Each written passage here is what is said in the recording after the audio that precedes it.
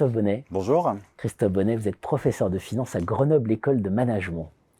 Vous avez publié dans la Revue française de gestion, numéro 299, avec Kirsten Burkhardt-Bourgeois, qui est à l'IAE de Dijon, Université de Bourgogne, un article intitulé « Comment les capital investisseurs aident-ils leur participation à croître ?» le cas des build-up. On va parler build-up ensemble. On va parler surtout du rôle de ces fameux investisseurs. Enfin, on discute un peu des investisseurs. Alors, premier point, pourquoi vous vous êtes intéressé à ce rôle, précisément, les capital investisseurs, et le rôle qu'ils jouent dans les entreprises qui financent? Oui, alors, pour deux raisons. D'une part, le capital investissement est en croissance phénoménale. C'était un peu une niche il y a 20 ans, on va dire. Ouais. Maintenant, on a des levées de nouveaux fonds investis chaque année au plan mondial qui dépassent les 1200 milliards de dollars. 7000 milliards sous gestion en stock, multiplié par 10, le montant des fonds nouveaux en 10 ans. Enfin, non, par 3 en 10 ans, pardon. Mais c'est déjà beaucoup.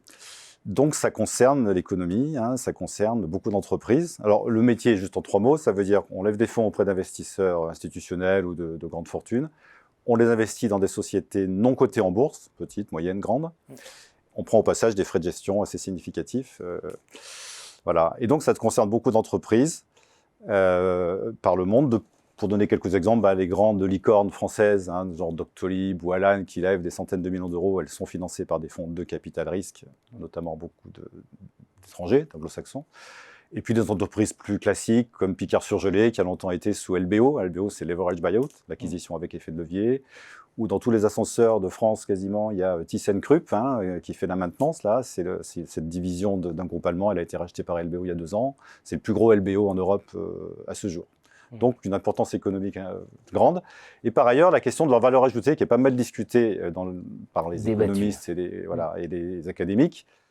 Il y a 2 écoles, on va dire. Il y a ceux qui pensent qu'il y a une vraie valeur ajoutée. Alors, les firmes de capital risque, de capital investissement en premier, disent, voilà, nous, on a un talent pour sélectionner les entreprises et surtout les aider à réussir, les aider à croître.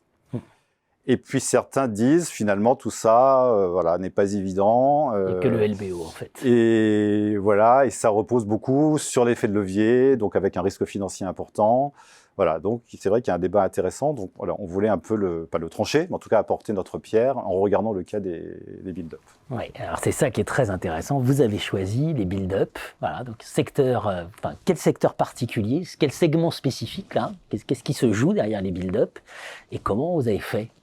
Oui, alors les build-up, on dit en français consolidation sectorielle. La stratégie, c'est de dire j'achète plusieurs PME successivement dans une industrie donnée à consolider.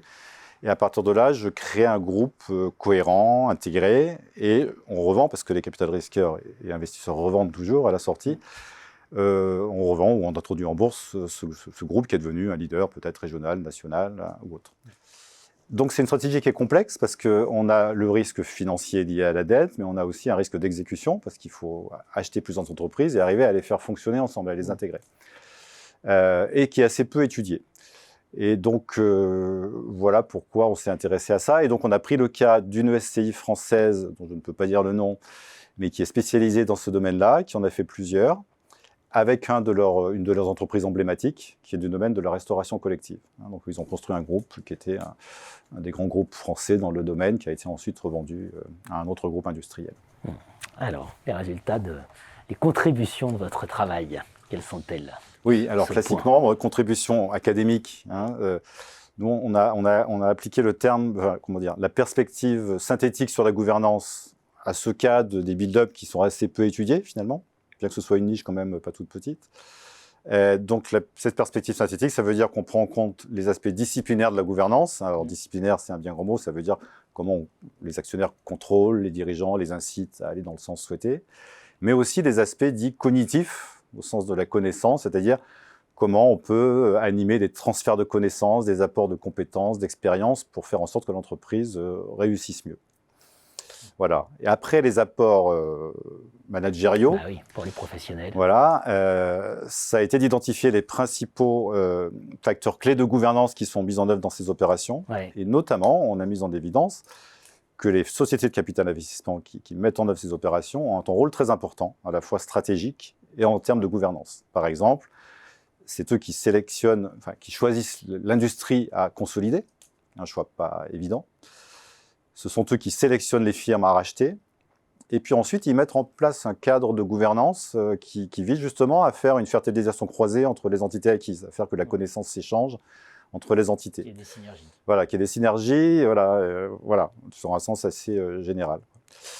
Et donc, on montre qu'ils ont, pour ces opérations-là, un rôle quand même assez significatif, ce qui laisse aussi à penser qu'il y a une courbe d'expérience. C'est-à-dire que si on est spécialisé dans ce genre d'opération de build-up, on va plutôt appliquer un peu les mêmes thématiques, pas forcément les mêmes recettes, mais enfin, il y a une compétence qui s'accroît au fil du temps pour ces firmes spécialisées, qui auraient donc un avantage concurrentiel sur ce type d'opération.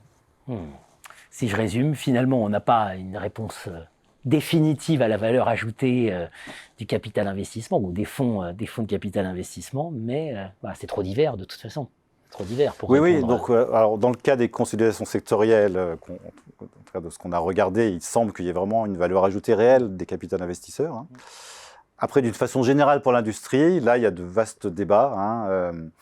Alors, certains académiques pensent que, surtout si on compare aux frais de gestion quand même assez élevés qui sont pris, ce secteur du non-coté, il est beaucoup trop cher par rapport à sa valeur ajoutée. Il y a eu quelques articles assez récents dans le domaine qui ont fait pas mal de bruit, très critiques vis-à-vis notamment des grands noms de la profession, genre Blackstone, KKR, etc. D'autres disent que finalement, d'une part, s'ils sont payés cher, c'est que les investisseurs, leurs clients acceptent, et puis que le non-coté, c'est compliqué, parce qu'il faut identifier les firmes sur lesquelles il y a très peu d'informations, les sélectionner. Donc je ne trancherai pas le débat de façon générale. En tout cas, sur les build-up, oui, il semble qu'il y a une vraie valeur ajoutée. Après, ce qui est intéressant dans cette industrie, que moi je suis depuis des années, j'y ai même travaillé dans une autre vie, c'est qu'il y a des challenges importants parce que c'est en telle croissance que les sociétés sont payées de plus en plus cher, les effets de levier augmentent. Donc en cas de récession, de hausse des taux d'intérêt forte, il pourrait quand même y avoir des petites désillusions dans le secteur pour les nouveaux investisseurs là, qui arrivent. Et puis l'autre défi, à mon avis, c'est quand même l'ESG, la notation extra-financière, environnement, social, gouvernance, donc la poursuite d'objectifs extra-financiers. Il y a une pression des investisseurs pour le prendre en compte. Et ça, c'est quand même pas dans les gènes de l'industrie qui s'est quand même développée sur la shareholder value, la valeur actionnariale. Voilà. Donc des défis qui s'annoncent dans le futur pour cette industrie et qui néanmoins est florissante. Ouais, pour les suivre et puis ô combien de transitions en cours aussi qui vont justifier des consolidations sectorielles probablement. Tout à fait, oui, tout à fait. Comment les capital investisseurs aident-ils leur participation à croître? Le cas des build-up, c'est dans la revue française de gestion numéro 299. Merci Christophe Bonnet. Merci beaucoup.